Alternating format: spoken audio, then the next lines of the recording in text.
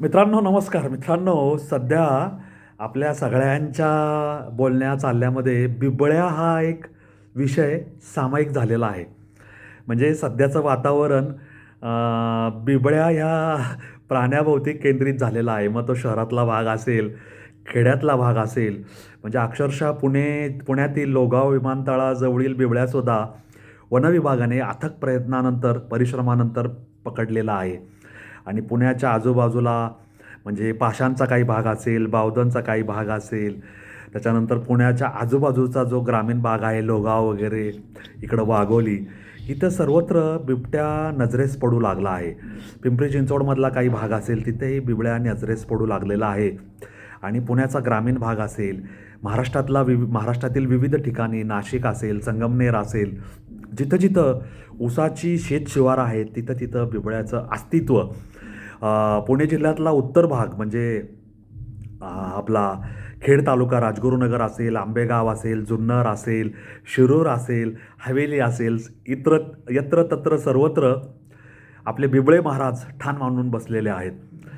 बिबळ्यांचं महत्त्वाचा अधिवास हा असा, शेतातील ऊसाची शेती, हिरवागार संपन्न प्रदेश आणि ह्या प्रदेशात असणारे छोटी जनावरं जसे कोल्हा असेल, जसं आपलं कुत्रा असेल, ससा असेल आणि तत्सम काही छोटे प्राण्यांवर त्याची गुजराण होते. आणि त्यांची संख्या ही वेगाने वाढलेली आहे. त्यांचं निर्बीजीकरण करणं हे काही शक्य झालेलं नाही, त्यामुळे त्यांची संख्या वेगाने वाढली. आणि ऊस हा त्यांना लपण्यासाठी अत्यंत सोयीचा असं पीक आहे आपल्या आजूबाजूला असणारं. आणि बिबळ्याचं जी नजरेची दृष्टी आहे, म्हणजे जमिनीपासून 2 ते 3 फूट तेवढ्या अंतरावर किंवा तेवढ्या उंचीवर आणि डोळ्याच्या तेवढ्या परिघात त्याला जो प्राणी दिसतो त्याच्यावर तो धावून जातो किंवा अटॅक करतो, गुरगुरतो. आणि इथे आपल्याला उडी घेऊन त्याचा गळा पकडता येईल का काय, असं त्याचं एकंदरीत त्याला जे उपजत नैसर्गिक प्राणी ज्ञान आहे त्यानुसार तो हल्ला करतो. कुत्रा हा त्याचा सर्वात आवडती शिकार आहे. आणि एकदा का त्याने दात मानेत रोवले की तो प्राण गेल्याशिवाय थांबत नाही. आणि आता आपण पाहिलं की काही बिबळे हे त्यांनी मनुष्यावर सुद्धा हल्ले केलेत, लहान बालकांवर केलेत, काही मनुष्यांना ठार मारले. म्हणजे मनुष्याचं रक्तसुद्धा त्याच्या तोंडाला लागलेलं आहे. आणि शेळी असेल, मेंढी असेल, गाय असेल, वासरू असेल, यांनासुद्धा बिबळ्याने ठार मारलेलं आहे. तर असं हे बिबळ्याचं अतिक्रमण वाढत असताना जिथे बिबळ्याला तोंड देण्यावाचून गत्यंतरच नाही आणि जाण्याच्या वाटेवर बिबळा हा नजरेस पडणारच आहे, अशा ठिकाणी काय केलं जातं? आता वनविभागाचे अधिकारी प्रशिक्षण देतात की तुम्ही बिबळ्यासमोर आला तर त्याला कसं तोंड द्यायचं, कशा पद्धतीने बिबळ्याचा मुकाबला करायचा. आपल्याला बिबळ्याशी भांडण करायचं नाही आहे, कारण निसर्गात राहण्याचा हक्क त्यालाही आहे. तो या अधिवास जो आहे, इकोसिस्टीम आहे, त्या इकोसिस्टीमचा तो भाग आहे. आणि भक्ष्य शोधण्यासाठी बाहेर पडणे हे त्याचं नैसर्गिक काम आहे. तेव्हा आपल्याला त्रास होणार नाही, त्याला त्रास होणार नाही, अशा पद्धतीचं जर काही करायचं झालं तर ग्रामीण भागात म्हणजे नाशिक, नंदुरबार येथील ग्रामीण भागातील शिक्षकांनी, वनविभागाच्या लोकांनी आणि ह्या सगळ्या समस्यांना ज्यांना तोंड द्यावं लागतं अशा लोकांनी काही उपाय शोधून काढलेले आहेत. आणि त्या उपायामध्ये सगळ्यात महत्त्वाचा उपाय हा बिबळ्यांच्या एकंदरीत जे वर्तन आहे त्या वर्तनाला साजेचा असा आहे की प्राण्यांना काय आवडत नाही. प्राण्यांना गोंधळ आवडत नाही, प्राण्यांना आवाज आवडत नाही. आणि जिथं सातत्याने आवाज येत असतो किंवा गोंधळ निर्माण झालेला असतो, तिथे जे व्हायब्रेशन, लहरी निर्माण होतात, ते बिबळे ओळखू शकतात. आणि मग ते तिकडं जाणं, त्या दिशेने जाणं टाळतात. आता ग्रामीण भागातल्या, दुर्गम भागातल्या ज्या विद्यार्थ्यांना शाळेत दूरवर जावं लागतं, तिथे त्यांच्या शिक्षकांनी, वनविभागाच्या लोकांनी त्यांना शिकवलं आहे की बिबळ्याचा तुमचा सामना होणार आहे, तर तुम्ही काय करायचं, शाळेला जाताना आणि येताना रानावनातून, शेतातून जाताना कविता मोठमोठ्याने म्हणत जायचं. सामूहिक कवितांचं पाठांतर करायचं, सामूहिक कविता गान, समूह गान करत राहायचं, मोठमोठ्याने आवाज करत जायचं. पाढे असतील, बे एके बे, बे दुने चार, 9 एके 9, 9 दोने 18, 9 त्रिक 27, 9 चौक 36, मोठ्याने म्हणत जायचं. एकाने पाढा म्हणायचा, दुसऱ्याने त्याच्या पाठीमागं म्हणायचं. एकाने गीत गायचं, दुसऱ्याने त्याचे पाठीमागं म्हणायचं. जय जय महाराष्ट्र माझा असेल किंवा साने गुरुजींच्या काही कविता असेल, खरा तो एकची धर्म जगाला प्रेम अर्पावे, पसायदान असेल, जे जे काही कविता आहेत, सुंदर गाणी आहेत, बडबड गीतं आहेत, बालगीतं आहेत, मोठ्याने म्हणत जायचं आणि पाढे म्हणत जायचं किंवा मोठमोठ्याने गोंधळ घालत जायचं.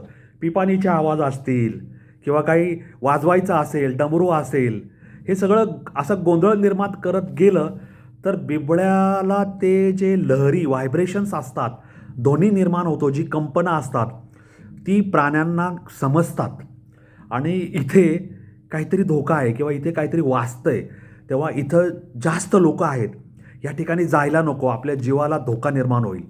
आपण पाहिलं असेल की फटाके वाजले, बंदुकीचे आवाज झाले किंवा मोठ्याने असे काही चित्कार झाले, स्फोट झाला, प्राणी लगेच सावध होतात.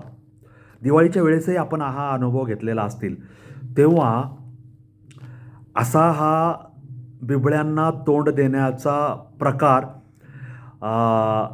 ग्रामस्थांनी, ग्रामीण भागातल्या शिक्षकांनी आणि वनविभागाच्या लोकांनी शोधून काढलेला आहे.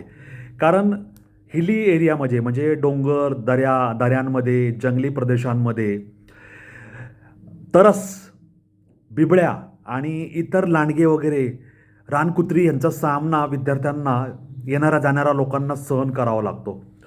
आणि अशा काही बातम्या आल्या होत्या, म्हणजे नाशिक असेल, नंदुरबार, धुळे, धडगाव, जे तालुके आहेत तिकडचे जंगली प्रदेशातले, की तिथं जिल्हा परिषदेच्या शाळातल्या मुलांनी अशा प्रकारच्या समस्यांना तोंड दिलं होतं.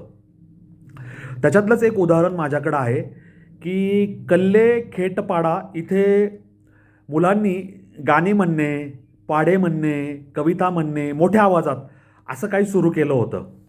आणि त्याच्यामध्ये ह्या शिक्षकांनी आपलं जे अभिप्राय नोंदवले ते काय म्हणतायत की वाटेवर चालताना किंवा पाणवठ्यावरून इकडून तिकडून ओहोळ असेल, ओढे असेल, इकडून तिकडून येताना विद्यार्थ्यांच्या पुढे अशा समस्या अचानक उभ्या येऊन म्हणजे ठाकतात.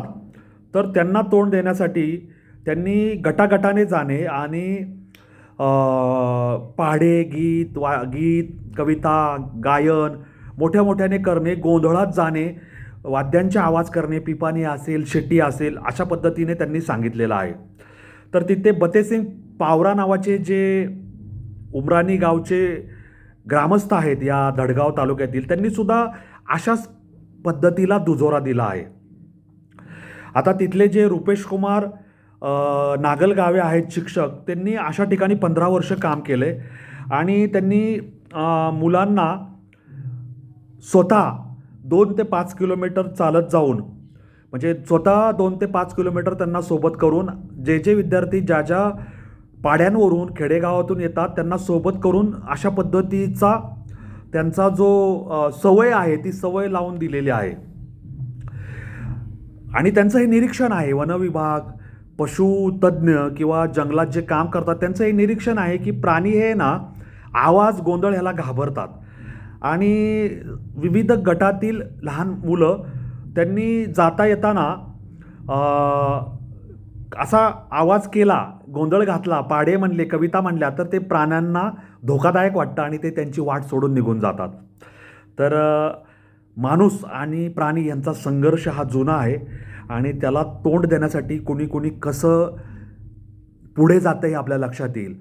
बिबळ्याच्या भीतीने जर आपण घरातच बसून राहिला शेतकरी, कामकरी किंवा मजूर, तर त्याला रोजीरोटी कशी मिळणार?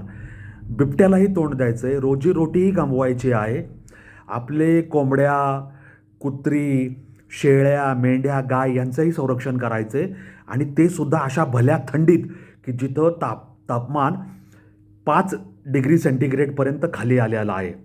तेव्हा नंदुरबार, धुळे, नाशिक, निफाड, अहमदनगर म्हणजे अहिल्यानगर, पुणे, जुन्नर या सगळ्या बिबट्या प्रवण क्षेत्रात जीव वाचवणं, काम करणं किती अवघड आहे ह्याचं आपल्याला सगळ्यांना कल्पना असेल किंवा नसेल, पण तोंड देण्यासाठी विद्यार्थी, लहान मुलं काय करतायत हे खरोखर अभ्यासण्यासारखं आहे. तेव्हा निफाडमधलं हे देवगाव असेल, जिथं ऊसाचं क्षेत्र जास्त आहे, तिथंसुद्धा लोक असेच वागतायत.